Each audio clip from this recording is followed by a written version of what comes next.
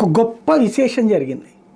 కాశ్మీర్లోని కదువా ప్రాంతంలో ఒక ప్రాంతాన్ని ఇప్పుడు చుట్టుముట్టేసిన బలగాలు. 5గురు తీవ్రవాదులు అక్కడ ఉన్నారన్నటువంటి విషయం తేలింది.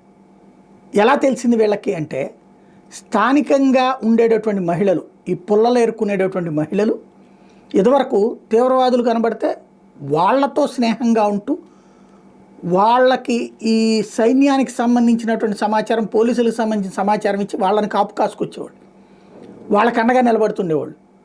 పైగా పోలీసులకి ఏదైనా జరిగినప్పుడు పండగ చేసుకునేవాళ్ళు.